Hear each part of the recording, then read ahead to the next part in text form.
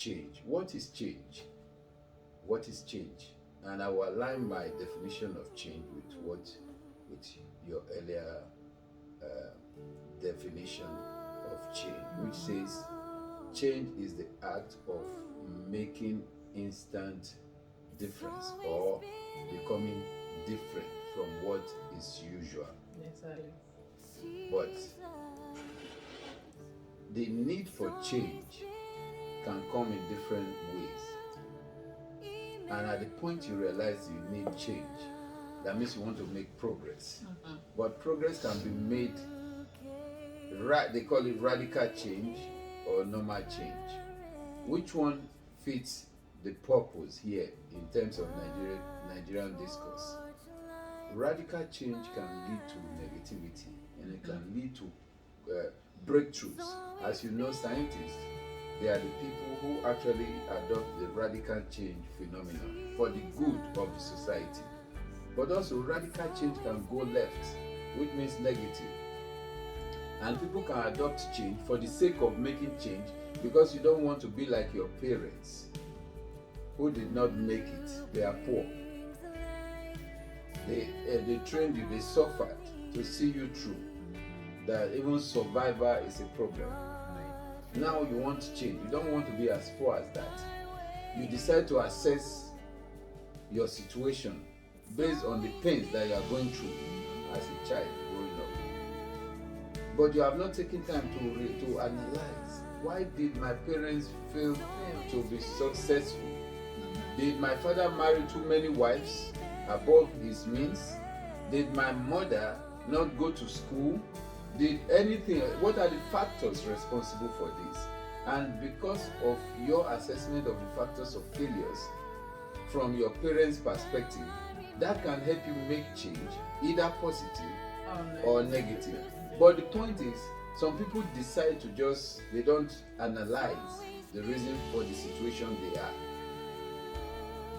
which should be the part of goal setting of the vision-driven life.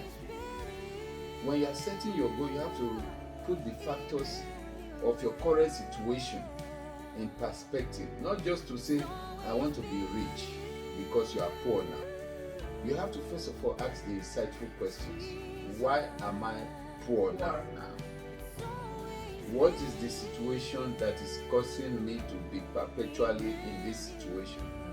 So having gotten the answers, then you know what best fit solution will be to move you to the next level positively.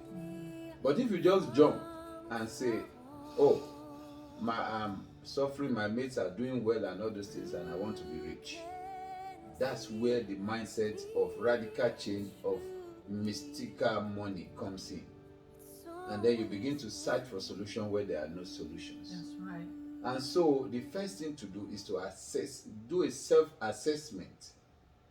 The first work to do, working towards change of life for positive, is to do a self-assessment of your current situation.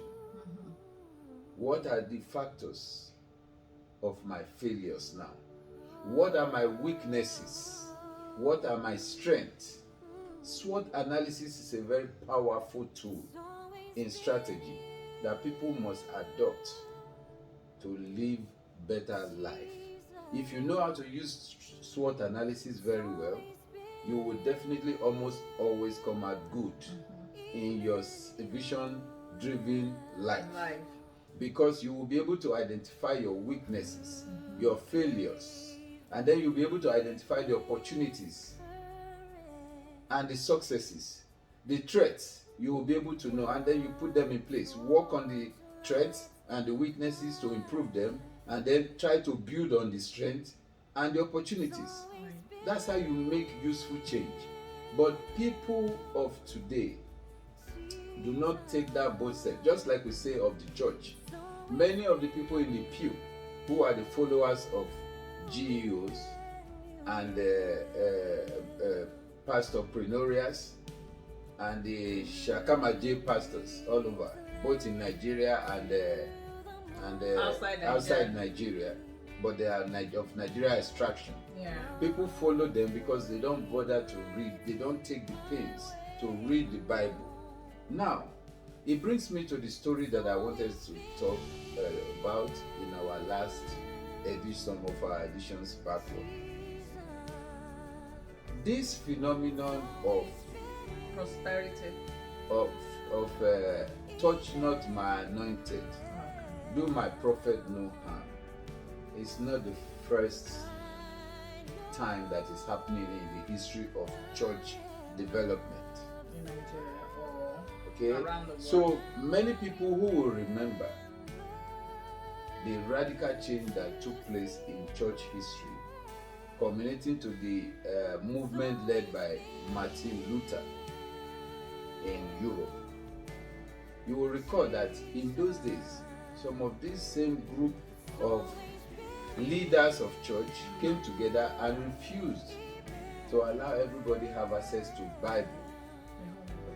So you could not read the Bible except you are a priest called into that clique. And then they continue to misuse it.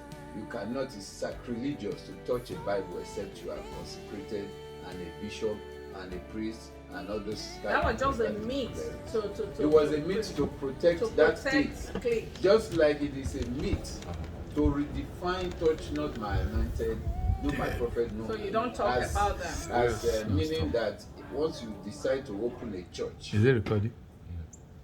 And say that you are called of God, nobody checks it.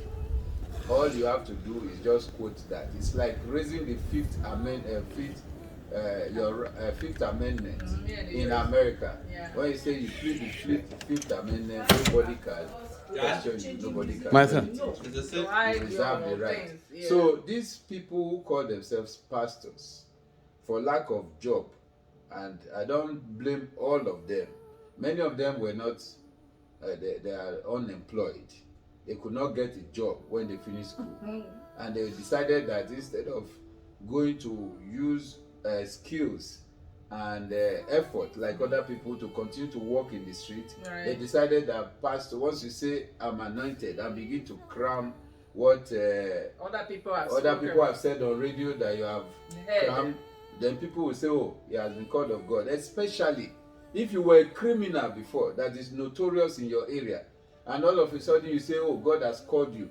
People are moved to say, if that guy can change and become a pastor, then God has called him truly. Somebody who was breaking into houses and a criminal, and now he says that God has called him, will begin to preach. People without checking him or anything. This man may have seen that he's going to get caught soon by the police, and he may get into trouble and he may get killed. Or maybe the last operation he went to, there was almost a threat to his life that he knew he could die anytime, and decided to go for the easy way of collecting money. So this touch not my anointed, do my prophet no harm, is in the Bible, yes. But is it being used the right way? Absolutely not. Because the Bible also said, test all spirit. That's what the scripture says. And it also says, by their fruit you shall know them. Now, is everybody that carries the Bible and say, I'm a man of God, that is a man of God? No. What proceeds out of their mouth is part of the thing that you will use to assess them. How they react to things and their actions. Not the one that they choreograph, not the one that they stage, not the one that they do Yahoo and the rest. The actions behind the curtains, not when the show time on the pulpit. Right. So these are the things that will that the mysterious thing that they surround themselves with, the myth that they surround themselves with, so that people cannot question them. Don't ask them that any was question. A deviation. So I want you to know that that thing, this myth of touch not my anointed, came in the earlier history of church. In a different form, when people were not allowed to read the Bible until somebody like Martin Luther came up and break the chains and make it popular and available to everybody. And I'm promising you, Dr. Nana, it's just a matter of time. Another Martin Luther will arise in Nigeria, and that myth of touch not my anointed will be broken. And the people will be set free. And the people will know what fruit to look out, to know who is really called and who is not called. So now, thank you for the elaborate discussion that you have just, explained right here for our youth, because recently they just captured some four boys who did some havoc to their so-called, the people they had girlfriend, their girlfriends. I'm kind of really like pained, because those are people's children, and they were hopeful that someday they will be married and something like, things like that. And those boys. So what do you think is responsible for these evil that is happening in Nigeria, that the youth that we are even fighting for are actually the one engaging in these atrocities that is happening in Nigeria? Why is it that the more we have the so-called churches all over the Nigeria now, the more evil things are happening? You mentioned something about traditions in the past. So what is going on? Are they going back to the traditional way, or I don't know, I'm kind of confused. Okay, Dr. Nana, thank you so much. Remember what I said. Insanity is doing the same thing over and again, but expecting different results. Now, in our last programs, I've mentioned that the youths are caught in the middle of the two sides. Mm-hmm. And that's why we cannot unequivocally say that youths are free from the sins of what is going on in Nigeria. Because on one hand, youths are the people who have been depraved by these leaders, so-called leaders who refuse to let go the system of Nigeria. Youths are the ones who are being introduced into these rituals. The ritual did not start with the youths. It was past. This thing has been happening, and it goes back to what I told you. When you want to start a fire, you don't know how wide, how heavy, how small the fire will burn. You don't know the extent it will burn. You don't know where it will go to. And I will remind you that somebody started this phenomenon of gospel prosperity preaching. But if those people, if they are still alive today, they will be ashamed. They didn't know. They could not go this far with it. And if they were dead, if they come back to life today and see what, they would never have envisioned. Maybe they just say, oh, let me try, tweak it like this. So that small tweaking of the thing is the wildfire that we're experiencing today. So for people who are looking to make a change, again, radical change to the system, be careful, consider the factors, and be diligent in your search for change, so that you don't make the wrong change, that even after you, that change will become a phenomenon that you will regret having introduced into the system. So today, many of the church leaders are deceiving people, are lying freely-willy, are sleeping with girls everywhere, they are committing rituals everywhere. The people who started this probably wanted to be known, and they could not have imagined that all this will become the norm for today's church, whereby even the one they established are no longer regarded as any truthful system. So be careful the kind of change you adopt. Now, concerning the kids that we talked about, youth, how can you be aiding and abetting crime on one hand, and be crying that you are being deprived of taking the next step to come into leadership? For instance, the youths in Nigeria are the ones committing the thuggeries for politicians, and in turn they will turn around and say the politicians are not doing anything for the system. How can they do anything for the system if they know that you, the youths, are easily malleable? They will give you some few coins. You will go and rig the election for them. The hopelessness in the system. We understand that there is hopelessness, but there is hopelessness in many systems that turn around to change So that's what we need. There was is change. hopelessness in Ghana, but the youth made a change.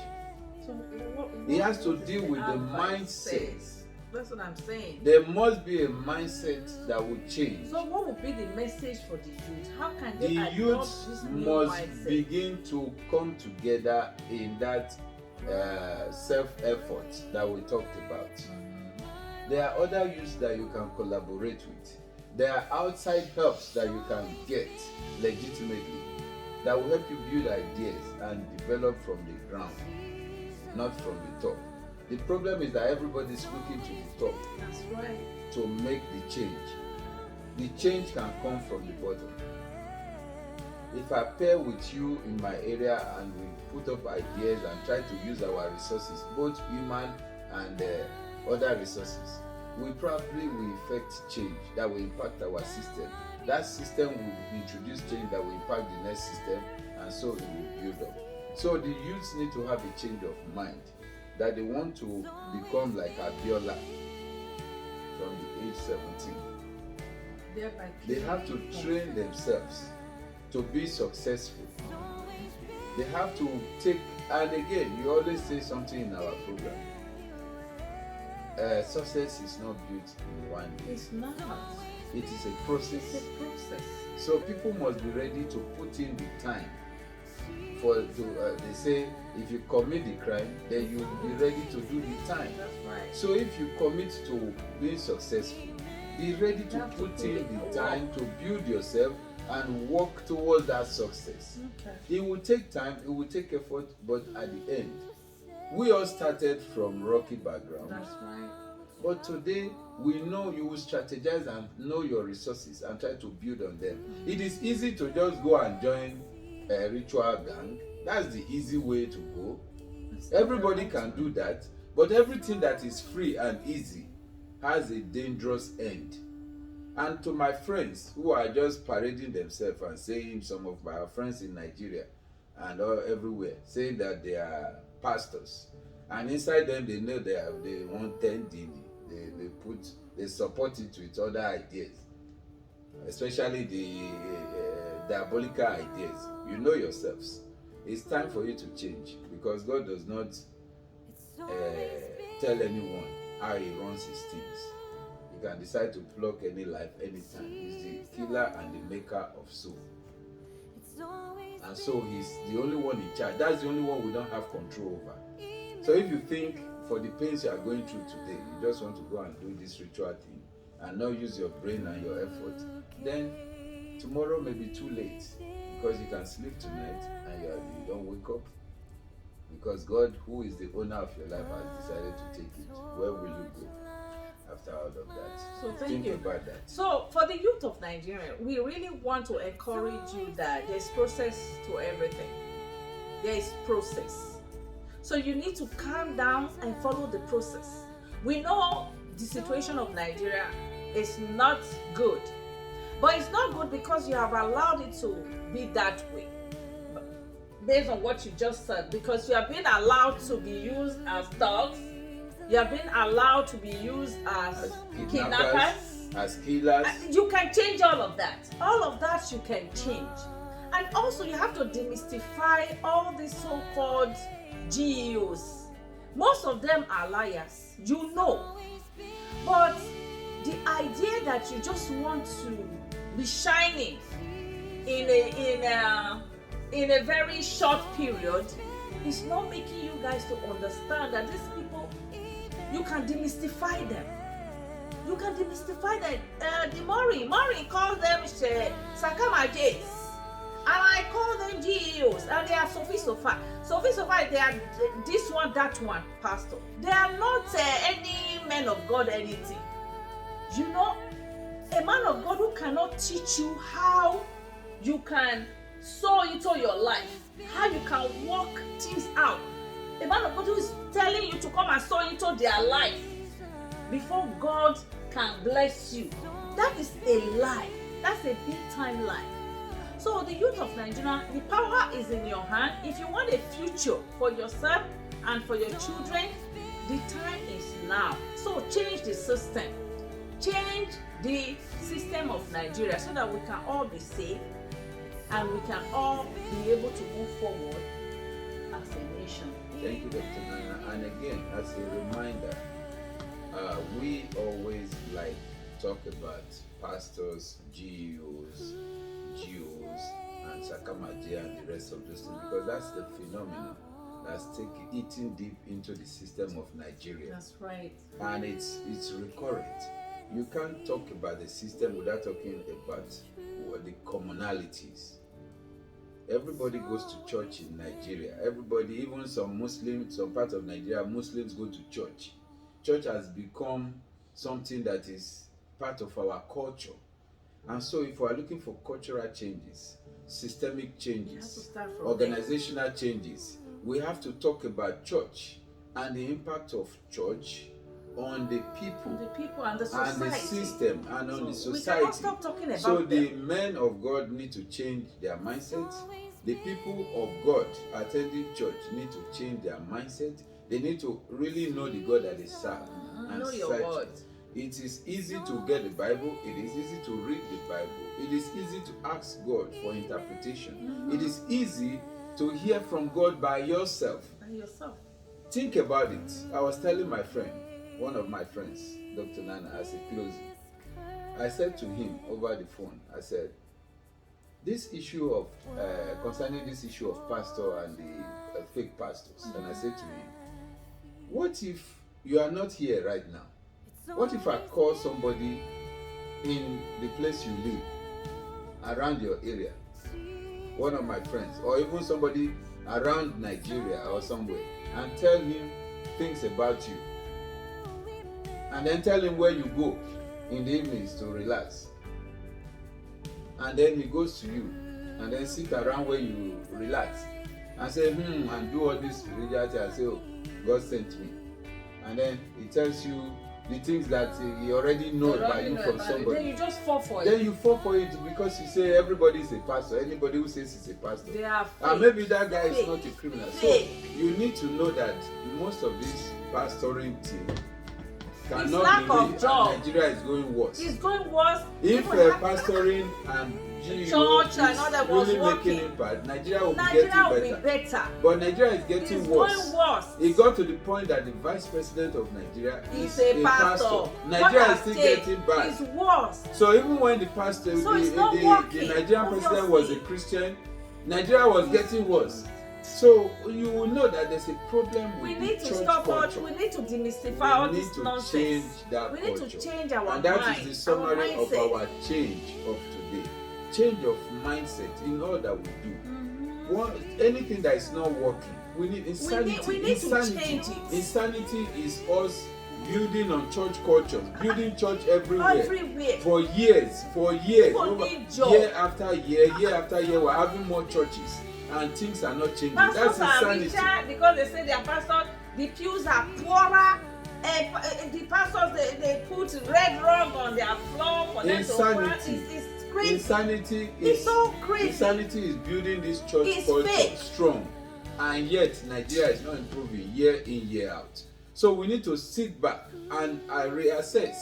All of you, both people on the pulpit and people in the pew, you need to sit back and reassess what is going wrong with the church. The church is supposed to impact the system and change it positively. That? Since the church system is failing, there's something not right about the leadership of church, about the formation of churches. That is exactly what insanity means. Doing the same thing over and over again, and the thing is not changing. It's insanity. Insanity is doing church over and over again, year in, year out. Monday, and Nigeria is getting worse. Sunday, Nigeria is getting worse. Saturday, so we need to reassess. Something is not right. Let us change that mindset. When we change it for positive, we have to assess. Assessment is checking. Is it the people going to church that is the problem?